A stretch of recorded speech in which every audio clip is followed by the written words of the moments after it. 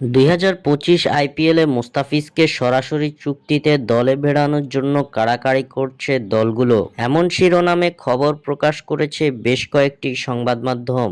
বিষয়টা কতটুকু সত্য কিংবা গুজব নাকি সে বিষয়ে এবার মুখ খুলেছে বাংলাদেশ ক্রিকেট বোর্ড বিসিবি। 2025 আইপিএলের মেগা নিলাম থেকে দল পাননি বাংলার কাটার মাস্টার মুস্তাফিজুর রহমান। এবারের নিলামে মুস্তাফিজকে দলে নিতে আগ্রহ প্রকাশ করেনি কোনো ফ্র্যাঞ্চাইজি। এর আগে আইপিএলে নিয়মিত মুখ ছিল মুস্তাফিজুর রহমান। সাকিব আল হাসানের পর বাংলাদেশ থেকে নিয়মিত আইপিএলে দল পাওয়া একমাত্র ক্রিকেটার ফিজ। সবশেষ 2024 আইপিএলে চেন্নাই সুপার কিংসের হয়ে খেলেছিলেন কাটার মাস্টার। 9 ম্যাচে 14 উইকেট শিকার করা কাটার মাস্টার লম্বা সময় ধরে পার্পেল ক্যাপটিও নিজের অধীনে রেখেছিলেন। এত অর্জনের পরেও এবার আইপিএলের মেগা নিলাম থেকে দল পাননি বাংলার কাটার মাস্টার মুস্তাফিজুর রহমান। তবে সম্প্রতি সামাজিক যোগাযোগ মাধ্যম সহ বেশ কিছু গণমাধ্যমের তথ্য অনুযায়ী ফিজকে সরাসরি দলে ভেড়ানোর জন্য জোর চেষ্টা চালাচ্ছে আইপিএলের বেশ কয়েকটি দল, যার জন্য বিসিবির কাছে এনওসি কিংবা ছাড়পত্র চেয়েছেন মুস্তাফিজ।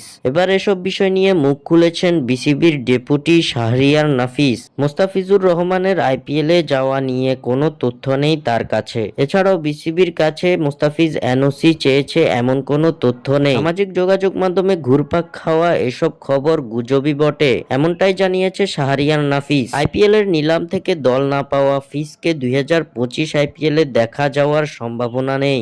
স্বাক্ষর থেকে সাদবিন ইসলাম।